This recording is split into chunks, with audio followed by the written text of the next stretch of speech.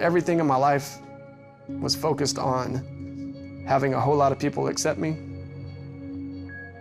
And my actions had brought me to a point where I was getting recognized, but I was getting recognized for the ugliest, most hated things you can do.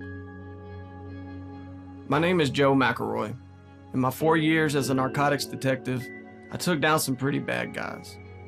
Eventually, I became one myself. My story starts when I was just a kid growing up in Arkansas. The relationship with my father was difficult.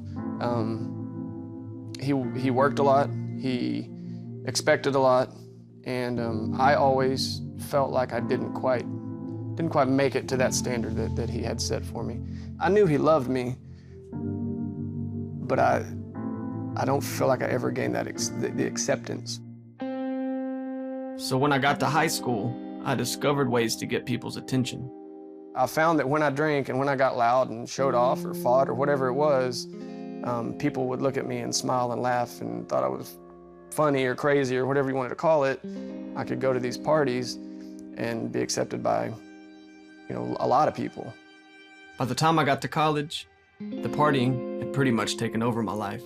I was drinking at least a 12-pack of beer a day and smoking weed pretty much every day, all the time. I dropped out in my first year, got a job working at a warehouse. Later, I got married. I started a family. But I felt like a failure, and I wanted to prove myself. That's when I decided to become a cop. To be able to go around with the, with the badge and the uniform and it gives you a sense of power.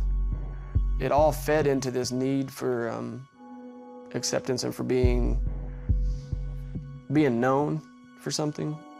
So I stopped smoking weed, cut back on the drinking, and I made it through the academy. But being a cop, it was never enough, so I worked my way up to becoming a narcotics detective. That's when the trouble started. I was working undercover, posing as a potential buyer. So I go to buy a substantial amount of methamphetamine, and of course the guy wants me to use methamphetamine to prove that I'm not a cop. Hey, you like that stuff? Yeah, that was good stuff. I didn't want him to shoot me, Yeah. and I wanted to do the cases. I wanted to make the cases. I remember doing a line of meth and having this moment where I was like, oh, this is not good. Something's different about this, something's dangerous about this. It wasn't an if I'm gonna get high again at that point, it was when am I gonna get high? How am I gonna get high? What do I have to do to get high? What do I have to steal to get high? I got my answer when I was assigned to clean out an old evidence room. There were drugs, weapons, money, you name it. It was all too easy to take what I needed to support my addiction. My family didn't matter. My career didn't matter. My image didn't even matter anymore. Addiction had taken over enough at that point that it was in control. It ran absolutely 100% ran my life. Eventually, I got caught and was arrested on 9 felonies.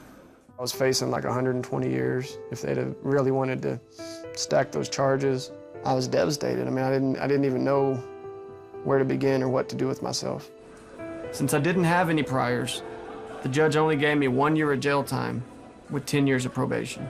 So here I am, dirty cop, walking into prison. My story's on TV. They're looking at the TV. They're looking at me. My first several days there it was fighting. It was really getting beat up. One day I knocked over a stack of food trays just to get put into solitary confinement for protection. My heart was as soft as it could be at that point. I had taken physical beating, mental beating, spiritual beating. I was done. I knew I needed to change. I knew I needed something other than what I'd been seeking this entire time.